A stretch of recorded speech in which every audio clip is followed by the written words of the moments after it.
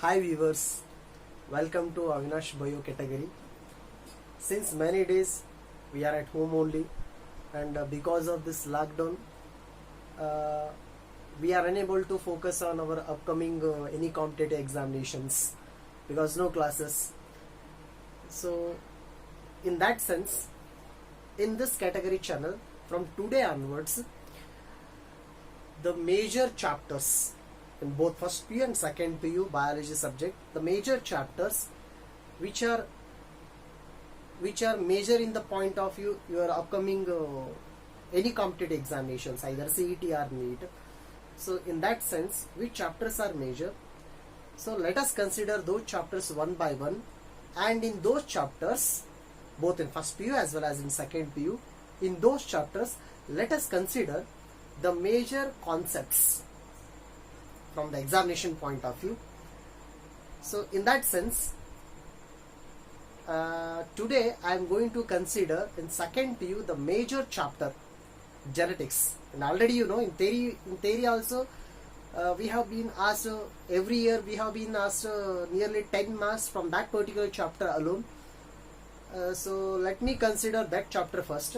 From today onwards, in this category channel, we are going to take one by one major chapters. I think I hope you will be there with me.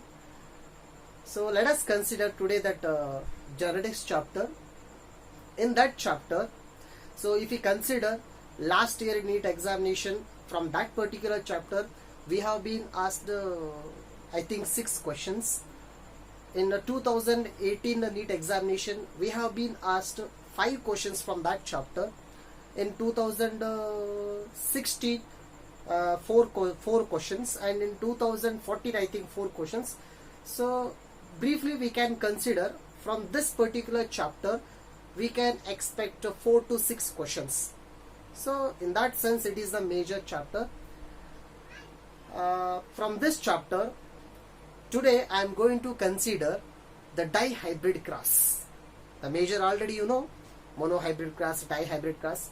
So let me consider today, let us concentrate on dihybrid cross of Mendel.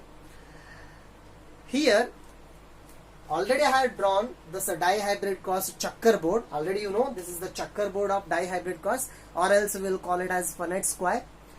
So let us consider today how this dihybrid cross, it's a Punnett square, how it is important in the point of that NEET bits or CET bits. So let us enter.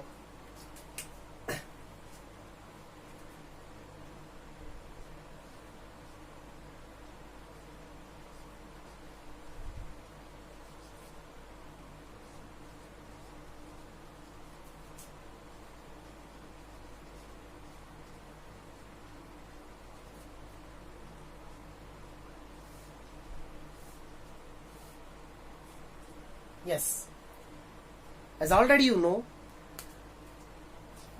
father of genetics, that is Gregor Johann Mendel, he studied on pea plant, and in that pea plant he studied 7 characters. When he studied individual characters, we will consider it as a monohybrid cross. When he considered 2 characters together in the pea plant, so we will call it as a dihybrid cross. So here dihybrid means, so when 2 plants, just I am considering it as a plant. Why? Because this particular portion of it is concerned to only the plants, that is pea plant. So we can consider it in any organism. So any organism, let me consider plants. In the plants, if 2 plants have been crossed which are differing in 2 characters, then that cross is considered to be the dihybrid cross. So today let us analyze how that dihybrid cross, from its ratio point of view, how it is important.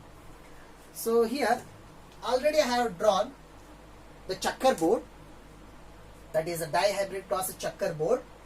So let me directly consider from F2 generation, and already you have practiced this dihybrid cross many times, and in many examination, in theory examination, so you have this practice, this dihybrid cross practice you have already.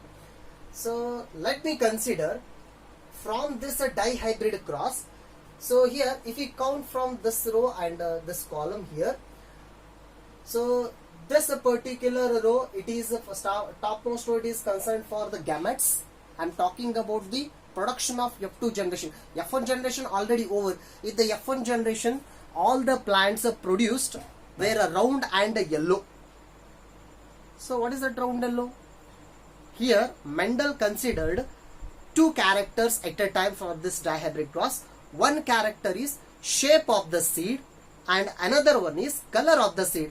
In shape of the seed, we are having the two contrasting forms. One is a round, another one is the wrinkle. So here a round is dominant and wrinkle is recessive. So another character that he considered by the Mendel during dihybrid cross is seed color, yellow and green. So here yellow is a dominant and green is, of course, green is recessive. When he crossed homozygous round yellow with homozygous wrinkle green seeded plants, he got only round and yellow seeded plants in F1 generation. Then he confirmed round and yellow, both forms are considered to be the dominant. Then he took that F1 generation, then self-pollinated, he got the F2 generation, and for that F2 generation, so we have already drawn this checkerboard. So Punnett square, this Punnett square, it was given by Reginald Punnett. So if you want to analyze this one, we are having four types of gametes. Capital R, capital Y. That means round yellow, and both are in dominant condition here, the gametes. And this one capital R, small y, small r, capital Y, small r, small y.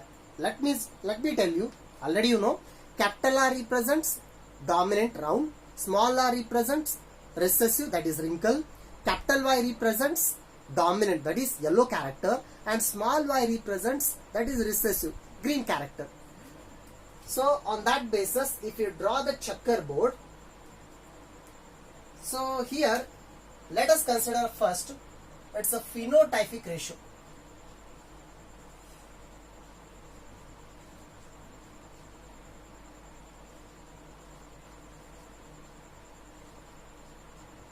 So phenotype, what is phenotype then? Phenotype means the external appearance of that organism from its character point of view. How externally that organism is appearing.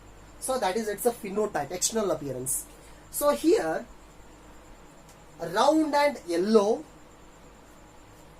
total out of 16 boxes. Here total 16 boxes. So leave the green color. So green color, it indicates the composition, genetic composition of gametes. So if we consider these total 16 boxes, out of 16 boxes, 9 boxes are considered to be round, yellow, and 3 boxes are considered to be the round, green, and next 3 boxes are considered to be the wrinkle yellow, and last one box is considered to be the wrinkle green. So this is the pattern. 9:3:3:1. Round yellow, round green. Let me consider round first. Round yellow, round green.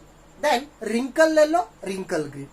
So here 9 plus 3 12, 12 plus 3 15, 15 plus 1 16. Total 16 boxes we are having right now.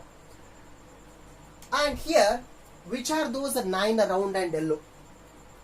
1, let me mark here. 1, 2, 3, 4, 5, 6, 7, 8, 9. So if you draw a line on these boxes, we can get a triangle. So here, all these boxes where I have dotted, so all these 9 boxes are considered to be the round yellow phenotypically. And the next one, so let me mark it in a different way. This box, let me mark here like this. And the next one, this box. And the next one, this box. 1, 2, 3, right marked box. All these 3 boxes are considered to be the round green. 9 round yellow, 3 round green. Next 3 if we consider, so let me mark from this side. Let me consider the mark like this. This one and this one, this one. These majorly dark. These 3 boxes, these are wrinkle yellow. Next 3, and last as usual, this remaining last corner box is considered to be the wrinkle green. So that is the phenotypic ratio. And if we consider, it's a genotypic ratio.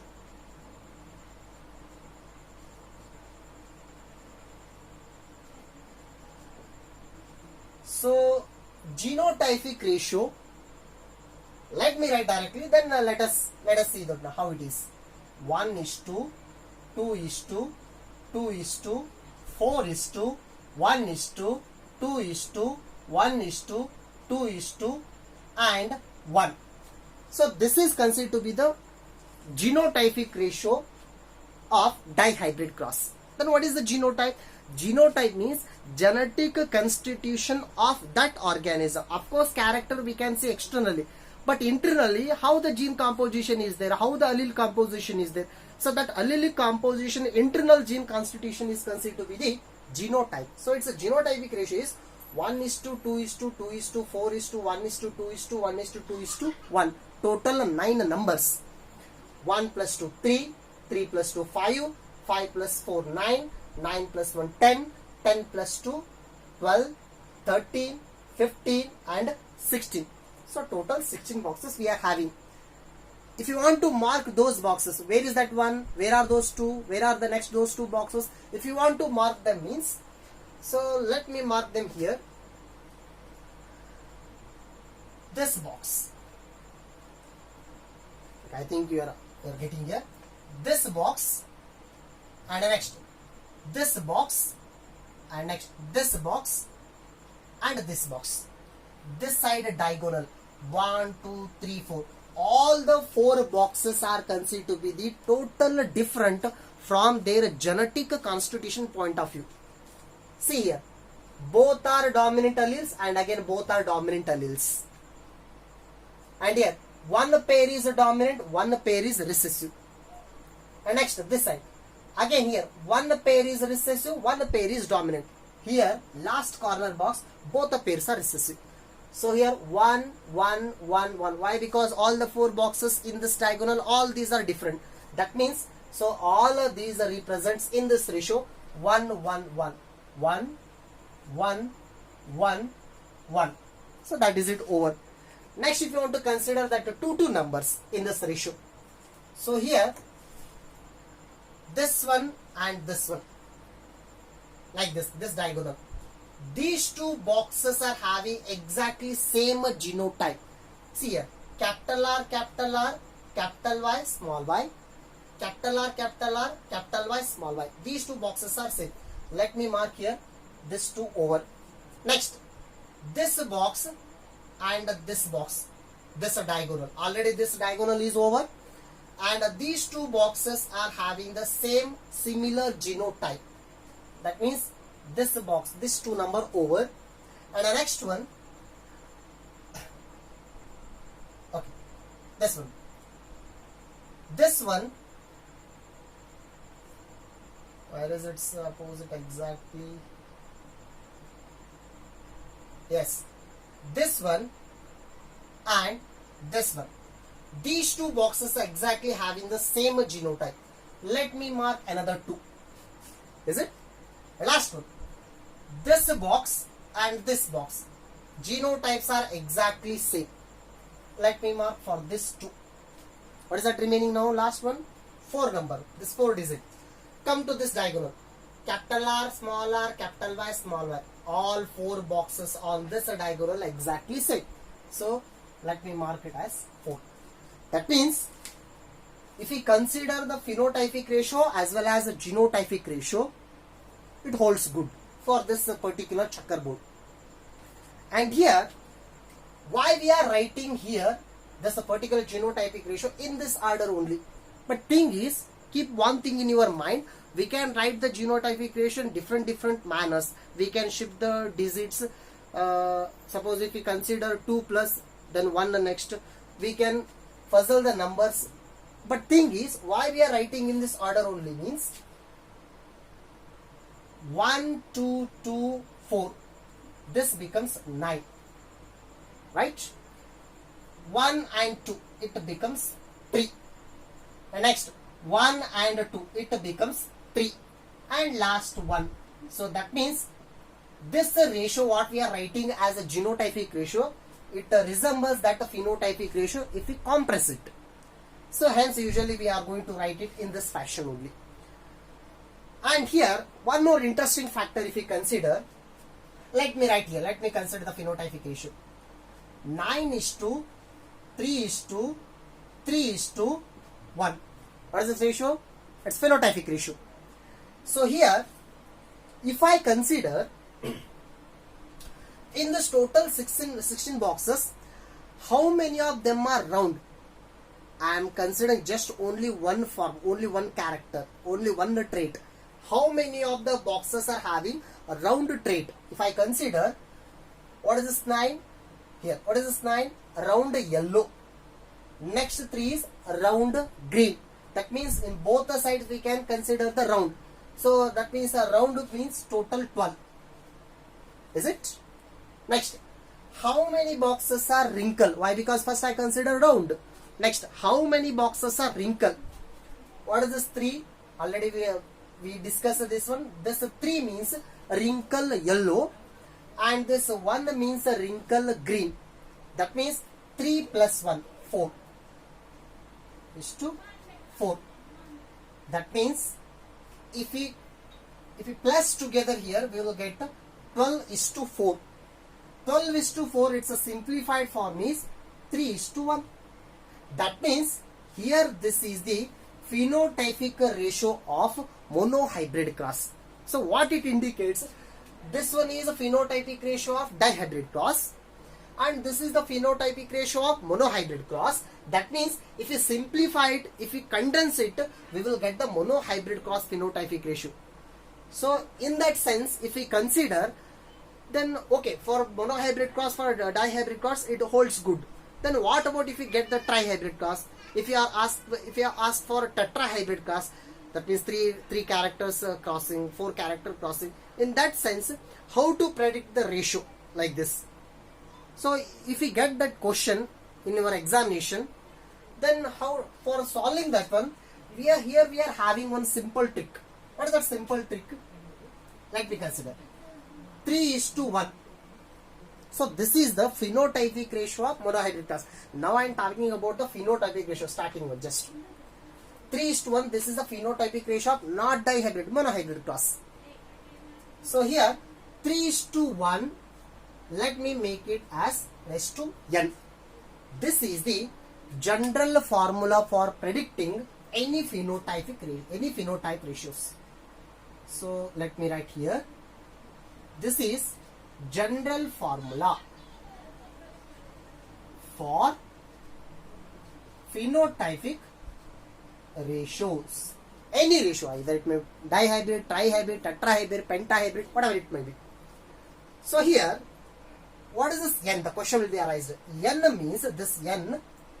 N means number of characters that we have considered. What is this one? Dihybrid cross. Dihybrid cross means 2 characters. Let me put 2 for dihybrid cross. 3:1 square. If I want to solve this one, 3:1 into 3:1. So just like your maths, what you will be doing in your maths. So during numerical solution time, like that only. So because of that reason only, we will consider this is a mixture of biology as well as mathematics, and this is the reason why Mendel work did not get recognition at that moment. So leave that concept. Now if you want to solve this one, first 3 into 3, 9:2. Next 3 into 1, 3. Now this number over. Next 1 into 3, 3, and last 1 into 1, 1. Now we got the ratio 9:3:3:1. So that means if we elaborate it, means we will get the dihybrid cross ratio. So this is the general formula for any type of phenotypic ratio for any crosses. You keep this in your mind. So 3:1 whole square. This is the general formula to find out the phenotypic ratio of any hybrid crosses. And what about, you can ask the question, what about genotypic ratio then? So genotypic ratio, same as it is, we have to consider. So if we consider the genotypic ratio of a monohybrid process, 1:2:1. Let me square it. So what we will write it for this one? This is the general formula for genotypic ratios. As already you know, this n means, so the number of characters we are considering for hybrid experiments. So let me write. Okay, 1 minute. 1:2:1. So here n stands for number of characters. So let me consider number of characters in dihybrid process 2. So that indicates 1:2:1 into 1:2:1. So let me solve this one. First consider first digit from this box, multiply this digit with 3 numbers of that box. So 1:2:1, this number over. Next, from this number you multiply for these 3 numbers. 2 into 2, 4, then 2 into 1, 2. Next, last this number is remaining here. Next, now consider 1 into 1, 1, 1 into 2, 2, last 1 into 1, 1. So 1:2:1:2:4:2:1:2:1, total 9 numbers. But if we rearrange these numbers, we will get this ratio. So these two are the general formulas for getting that one. And here, if we consider this ratio, particularly here, this 9:3:3:1 ratio, let me write here 9:3:3:1. If we consider this ratio, what is this 9? Round yellow, and last that 1 here, 1 means wrinkle green. Round yellow and wrinkle green, these two are considered to be the parental characters. Parental character means before getting all these ratios, that is in F2 generation, first we have to get F1 generation. To get that F1 generation, we have to consider 2 parents first, that is round yellow crossing with wrinkle green. Round yellow is parental and wrinkle green also parental. So here 9 and 1, these two are the parental forms, parental types. And 3 and the next one 3. So those two numbers are considered for the non-parental type. Why? Because round yellow means along with round there will be always yellow, that is parental type. Along with round, if green comes means that is non-parental type. Along with wrinkle, if green present means that is also that is parental type. Along with the wrinkle, if yellow comes means that is non-parental type. So in that sense, if we consider, we are having total 10 parental type and 6 are non-parental type. 10 parental type and 6 non-parental type. If you want to say one more thing, here non-parental type means we can also call it as recombinant. Keep this in your mind. Non-parental also we will refer it as a recombinant. Linkage and recombination already you know, that is in the T.H. Morgan experiment. Recombinant, why it is called as recombinant means, why? Because combination is changed. How the combination is changed means, along with the round if yellow comes means that is combination. Along with round if green comes means that is recombination. Recombinations we will call them as non-parental types. Then if you want to find out the percentage of parental type and non-parental type. So here the percentage is, total we are having 16 boxes. So here 10 by 16. What is that 10? Parental type, already you know, into 100. If we calculate this one, we will get 62.5% is parental type. What is the percentage?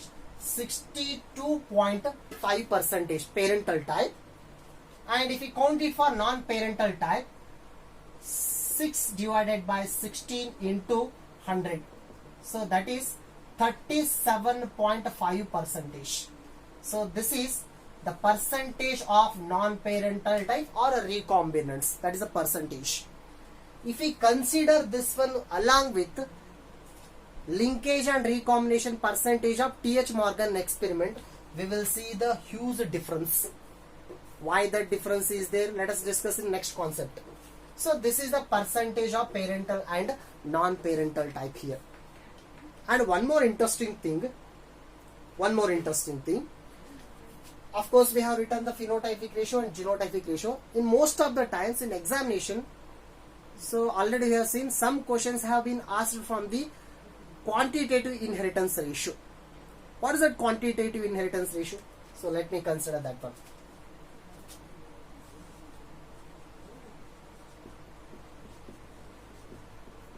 Quantitative inheritance ratio. So quantitative inheritance means already you know the transferring of characters from generation to generation. What is that quantitative?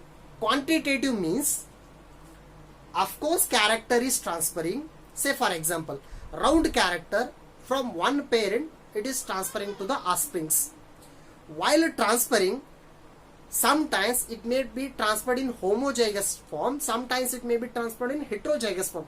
So already you know. So if it is homozygous means both alleles are dominant. If it is heterozygous means only one allele is dominant, not the two alleles. But of course phenotype is same. But now we want how many of the dominant alleles are transferring to their progenies. So if you want to calculate that one, we will consider it as a quantitative inheritance ratio. So let me consider, or else I'll give a brief. So an example.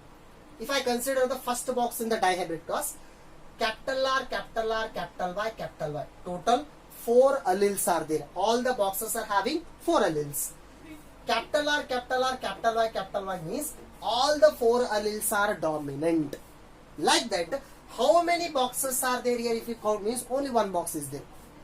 If I consider second box, out of 4 alleles, 3 alleles are dominant. 1 allele is recessive. So if we check that one, we can get. So first let me write the ratio first. Here the ratio is the quantitative inheritance ratio for dihybrid cross 1:4:6:4:1. Right?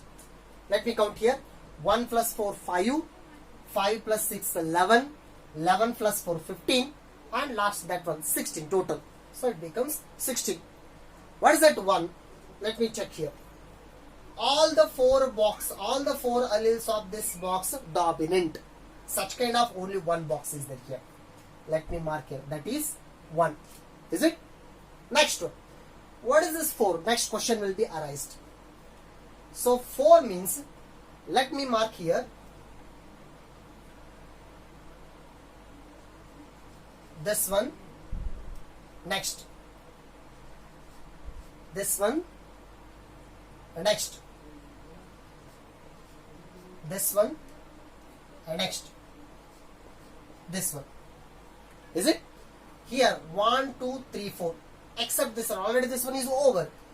These 4 boxes where 3 alleles are dominant. In all these 4 boxes, 3 alleles are dominant.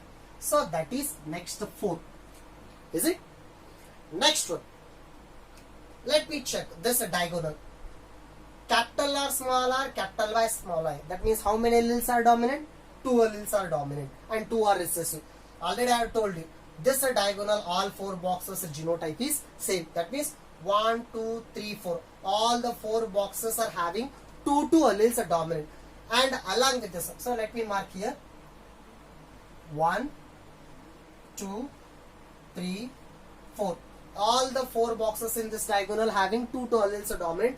Along with that, we check here also. This one, this diagonal, all the 4 boxes are dominant, and here these 2 boxes. So total this round shaped 6 boxes are having only 2 alleles are dominant. So this is next to 6. And what is that next to 4? So next to 4 here.